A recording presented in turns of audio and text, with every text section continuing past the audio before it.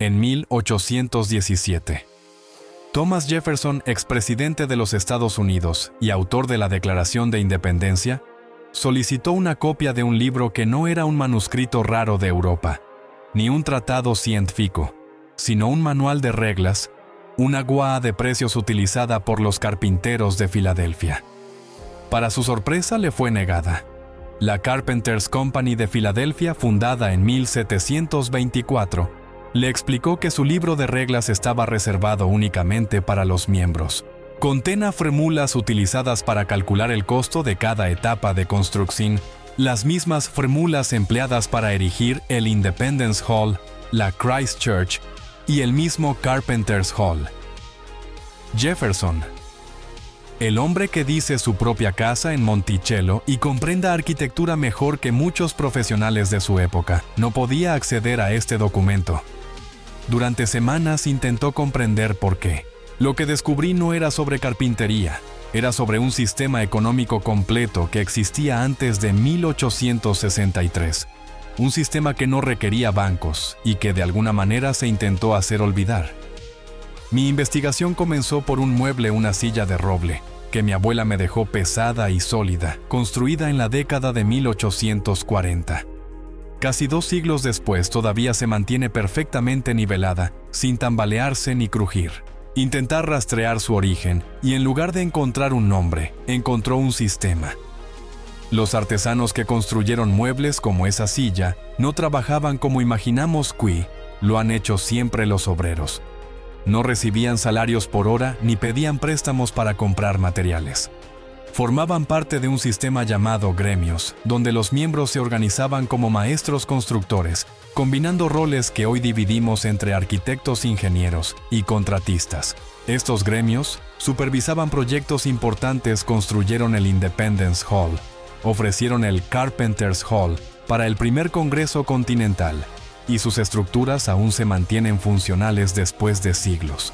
El libro de reglas, inaccesible incluso para Jefferson, contenía un sistema de precios unitarios.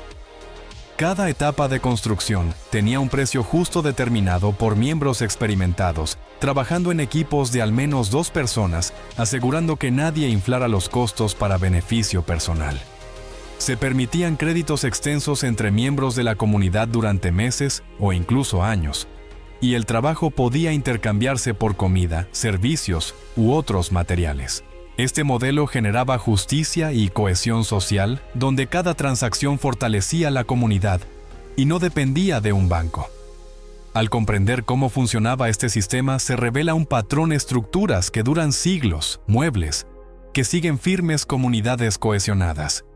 Era un sistema eficiente y sostenible, reemplazado más tarde por bancos, leyes de moneda nacional y ciudades de empresas, cambiando la manera en que la sociedad estadounidense interactuaba con el dinero y la deuda.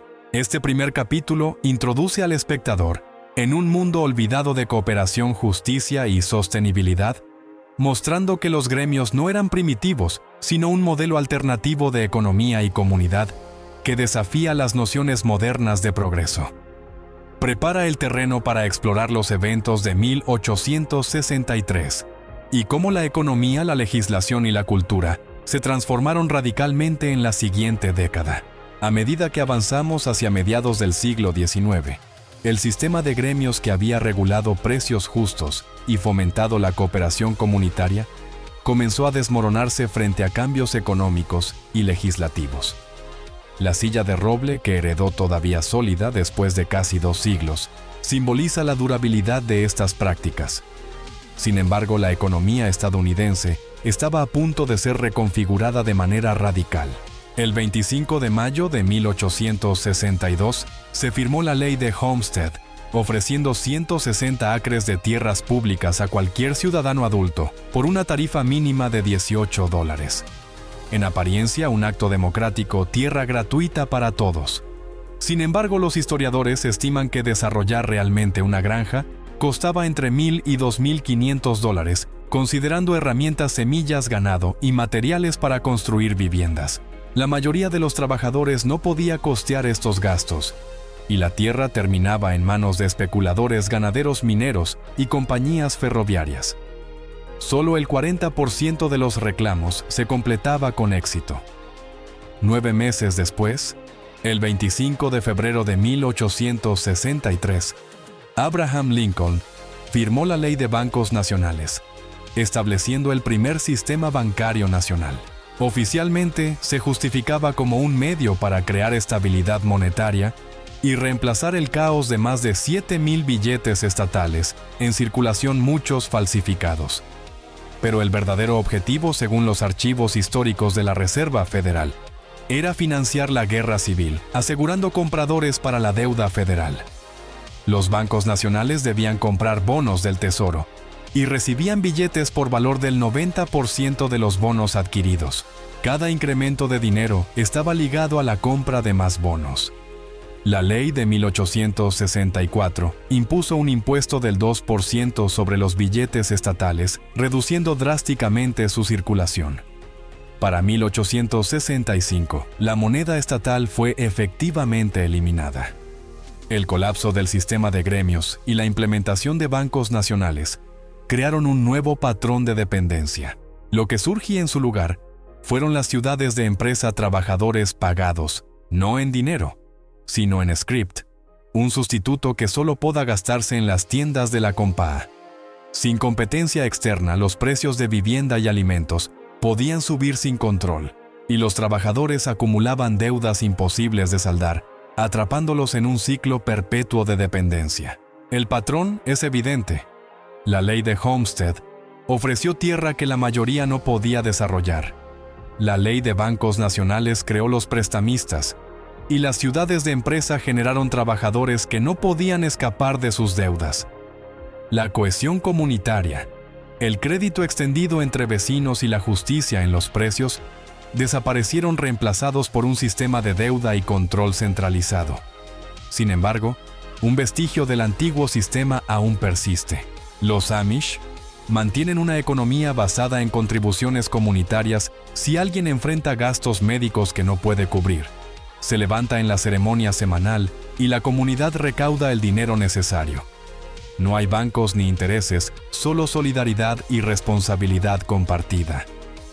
El hecho de que hayan tenido que pelear legalmente para preservar este sistema demuestra la eficacia de los métodos de los gremios, que funcionaron durante más de un siglo sin instituciones financieras externas. Este capítulo expone cómo la transición de los gremios a los bancos y empresas transformó la economía, la sociedad y la identidad estadounidense, preparando al espectador para comprender las implicaciones de estas decisiones en siglos posteriores. Mientras el sistema bancario se consolidaba y las ciudades de empresas se multiplicaban, otro cambio silencioso pero profundo alteraba la memoria histórica de Estados Unidos. La documentación oficial que antes permita reconstruir la vida de comunidades y familias comenzaba a desaparecer. Los censos de 1870 y 1890 marcaron un antes y un después en la forma en que la nación registraba a sus ciudadanos. El censo de 1870 fue el primero en nombrar a todos los estadounidenses, incluidos los anteriormente esclavizados. Antes de esta fecha, rastrear líneas familiares era casi imposible, pero la esperanza de completar la información con el censo de 1890 se truncó. Un incendio en 1896 dejó registros especiales, y otro incendio en enero de 1921. En el edificio del Commerce Department destruyó la mayoría de los registros sobrevivientes. Durante 12 años estos documentos permanecieron abandonados y en 1933 el Congreso autorizó su destrucción definitiva. Curiosamente, un día antes, el presidente Hoover colocó la piedra fundamental del edificio de Archivos Nacionales, ignífugo, asegurando que a pesar de la destrucción, el futuro tendría un refugio seguro para la documentación que quedara. La pérdida de estos registros no fue un accidente menor. Simboliza un cambio radical en la identidad estadounidense. Antes de 1870, los individuos formaban parte de comunidades, gremios y sistemas locales de obligación mutua. Las relaciones personales, el crédito extendido, los precios justos y la cooperación comunitaria regulaban la vida económica y social. después de 1870, las personas se convirtieron en números en un censo federal trabajando por salario, tomando préstamos de bancos con la identidad familiar limitada a lo que los registros oficiales permitían rastrear. El impacto de esta censura documental se refleja en la dificultad de rastrear genealogías, lo que los genealogistas llaman la pared de ladrillos de 1870. Para muchos, la historia familiar se volvió fragmentaria, con huecos que los archivos oficiales nunca pudieron llenar. Lo que una vez se registraba en libros de gremio, registros locales o memorias comunitarias, pasó a depender de la documentación federal y de sistemas centralizados que en su mayoría desconsideraban la cohesión social que había existido antes. Al mismo tiempo, los patrones de deuda y control social se reforzaban con las nuevas estructuras económicas. La desaparición de registros y la centralización del poder no solo afectaron la memoria histórica, sino que también consolidaron la dependencia económica de los ciudadanos. Las generaciones posteriores crecieron sin acceso a la información completa de sus antepasados ni a la comprensión de los sistemas de cooperación que una vez funcionaron durante siglos. Este capítulo prepara al espectador para entender que la historia no solo es narración, sino control de la información. Cada documento perdido, cada registro destruido, es un símbolo de la transición de un sistema comunitario sostenible a un modelo centralizado de control financiero y social. El contraste entre la resiliencia de los gremios y la dependencia impuesta por bancos y empresas evidencia que la memoria y la documentación son herramientas esenciales para mantener autónoma justicia y cohesión social. A medida que el sistema bancario nacional se consolidaba y los gremios desaparecían, surgió un nuevo modelo de organización laboral, las ciudades de empresa. Estas comunidades, surgidas principalmente en el siglo XIX, reemplazaron laipalmente en el siglo XIX, reemplazaron la autonomía y cooperación de los gremios por un control centralizado de trabajadores, a través del scrip, una moneda que solo podía gastarse en las tiendas de la compañía. La promesa de progreso y prosperidad se transformó en dependencia casi total. Los trabajadores quedaban atrapados en un ciclo de deudas imposibles de saldar, sin alternativa de escapar de la influencia de la empresa. El modelo comenzó con ciudades prototipo como Lowell, Massachusetts, fundada en 1822, y se extendió rápidamente. Para la década de 1880, aproximadamente 2.000 ciudades de empresa existían en Estados Unidos, muchas ligadas a industrias del carbón, minería y textiles. El 75% del scrip emitido se concentraba en Kentucky, Virginia y West Virginia, especialmente en compás de carbón. Sin competencia externa, los precios de vivienda y alimentos eran fijados por la empresa y los trabajadores acumulaban deudas que debían pagar antes de abandonar el lugar. Así, la independencia económica desapareció. La libertad se convirtió en un concepto ilusorio. Los testimonios del Federal Writers Project muestran la vida diaria, familias enteras viviendo en casas de la compañía dependientes del sistema para todo, desde la alimentación hasta la educación. Las transacciones monetarias no representaban solo intercambio de bienes, sino una forma de control. La deuda generaba estrés constante mientras la movilidad laboral se veía severamente limitada. Lo que una vez era solidaridad, crédito comunitario y cooperación, se transforma en vigilancia económica y dependencia total de la empresa. Estos cambios no ocurrieron de manera aislada. La ley de Homestead y la ley de bancos nacionales, firmadas en 1862 y 1863 respectivamente, habían comenzado a reemplazar los sistemas locales de cooperación por instituciones centralizadas. Los antiguos sistemas de gremios, donde los artesanos compartían recursos y establecían precios justos, fueron suprimidos y reemplazados por un sistema que favorece la deuda, el crédito bancario y la centralización financiera. La transición afecta no solo la economía, sino también la estructura social y la identidad comunitaria, convirtiendo a cada individuo en un agente económico aislado. Al mismo tiempo, algunos vestigios del antiguo sistema sobrevivieron. Los Amish, por ejemplo, mantienen una economía basada en contribuciones comunitarias y ayuda mutua. Si un miembro enfrenta gastos médicos, la comunidad se organiza para cubrirlos sin bancos ni intereses. Este sistema funciona sin colapsar, demostrando que la cooperación y la justicia pueden mantenerse fuera de las estructuras financieras convencionales. Sin embargo, tuvieron que luchar legalmente para preservar su modelo frente al gobierno federal, obteniendo una exención de la Seguridad Social en 1965. Su resistencia evidencia que los métodos antiguos eran funcionales, eficientes y sostenibles durante siglos. Este capítulo revela cómo la transición de los gremios a las ciudades de empresa afectó la vida cotidiana de millones de estadounidenses. La pérdida de autonomía económica, la dependencia forzada y el control mediante deuda muestran un patrón deliberado: reemplazar sistemas comunitarios sostenibles por estructuras centralizadas que favorecían la acumulación de poder financiero y social. Esta reflexión prepara al espectador para comprender la magnitud del cambio en la economía, la sociedad y la identidad estadounidense, conduciendo a la próxima sección sobre los efectos culturales y del legado de estas transformaciones. Mientras las ciudades de empresa y el sistema bancario consolidado transformaban la economía estadounidense, quedaban pocos vestigios de los gremios y sistemas cooperativos que habían perdurado durante más de un siglo. Los edificios construidos bajo estas normas, como el Carpenter's Hall y el Independence Hall, seguían en pie, testimonio silencioso de una organización social y económica que funcionaba sin bancos, sin préstamos, ni salarios sujetos a intereses. Cada silla, cada estructura, cada transacción reflejaba cooperación, justicia y sostenibilidad, elementos que las generaciones posteriores rara vez pudieron replicar.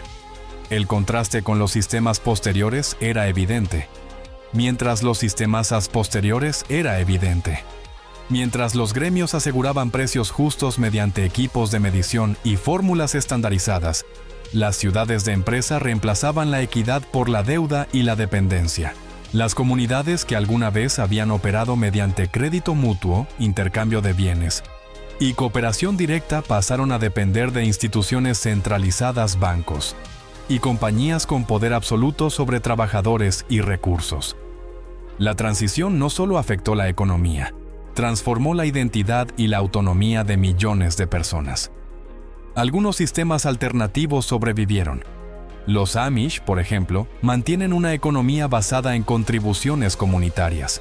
Los gastos médicos, educativos y otros compromisos se cubren colectivamente sin intermediarios financieros, demostrando que la cooperación puede sostenerse de manera eficiente, incluso en el siglo XXI. Su resistencia legal para preservar su forma de vida, enfrentando el sistema federal, confirma que los métodos antiguos no solo eran funcionales, sino superiores en sostenibilidad y equidad social.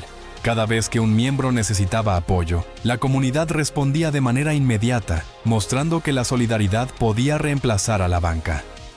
Los muebles de siglos de antigüedad construidos bajo las reglas de los gremios siguen siendo funcionales a diferencia de la mayoría de los productos modernos de consumo rápido. Esta durabilidad simboliza una filosofía de trabajo y economía, donde la calidad, cooperación y responsabilidad comunitaria eran centrales. Cada pieza de mobiliario, cada edificio construido, cuenta la historia de una sociedad cohesionada, donde las relaciones humanas y el intercambio justo eran más importantes que la acumulación de capital. El legado de los gremios plantea preguntas incómodas: ¿por qué reemplazamos un sistema que funcionaba durante más de 150 años por instituciones centralizadas que generan deuda, dependencia y vulnerabilidad? ¿Por qué los muebles y edificios construidos bajo reglas cooperativas duran siglos, mientras los productos y estructuras modernas requieren constantes reparaciones y reemplazos? Estas interrogantes invitan al espectador a reconsiderar los valores de progreso, eficiencia y justicia que la historia oficial ha promovido. Este capítulo prepara el terreno para la conclusión, donde se sintetizará el impacto de estas transformaciones en la identidad estadounidense, la memoria histórica y la importancia de mantener viva la historia de los gremios. La reflexión final mostrará que aunque los sistemas centralizados dominaron la economía, los modelos antiguos aún pueden enseñarnos lecciones valiosas sobre cooperación, justicia y sostenibilidad.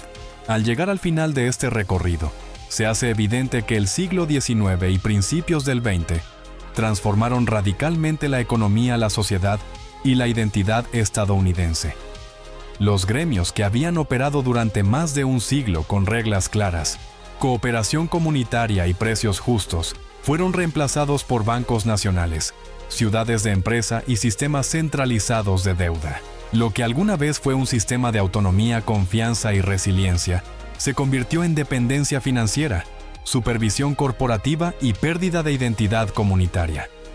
Los edificios construidos por los gremios como Carpenter's Hall e Independence Hall siguen en pie, al igual que muebles de siglos de antigüedad, recordatorios tangibles de la eficacia y sostenibilidad de estos métodos. Cada estructura, cada silla, cada sistema de precios justo refleja un mundo donde la cooperación y la justicia eran esenciales, y donde la economía servía a la comunidad y no al contrario. La ley de Homestead, la ley de bancos nacionales y la expansión de las ciudades de empresa transformaron la vida cotidiana a trabajadores atrapados en deudas, familias dependientes de las compañías, y un registro histórico centralizado que limitaba el acceso a la memoria completa de generaciones pasadas. La desaparición de registros como el censo de 1890 simboliza la pérdida de control sobre nuestra propia historia, la reducción de la identidad personal a un número en archivos federales y la eliminación de sistemas comunitarios que habían funcionado durante décadas. Sin embargo, vestigios de esos sistemas sobreviven. Los Amish continúan practicando una economía basada en contribuciones comunitarias, solidaridad y cooperación directa, demostrando que las prácticas de los gremios eran funcionales, sostenibles y justas. Su lucha legal para preservar estas prácticas ante el gobierno federal evidencia que estos métodos, aunque antiguos, ofrecían soluciones efectivas a problemas económicos y sociales que el sistema moderno no ha logrado replicar. El legado de los gremios nos invita a reflexionar sobre lo que hemos perdido y lo que podemos aprender: la importancia de la cooperación, la justicia en los intercambios, la responsabilidad compartida y la resiliencia comunitaria. Preguntas como: ¿por qué los muebles y edificios de los gremios duran siglos mientras los productos modernos se descomponen rápidamente? ¿O por qué necesitamos bancos y deuda cuando existieron sistemas alternativos tan eficientes? Nos obligan a reconsiderar el concepto de progreso y sostenibilidad. Finalmente, el narrador deja un mensaje poderoso para el espectador: la historia de los gremios, la resistencia de los Amish y la memoria de las comunidades pasadas no están olvidadas. Cada silla, cada edificio y cada testimonio son fragmentos de un mundo que aún puede enseñarnos lecciones valiosas. Y aunque la economía y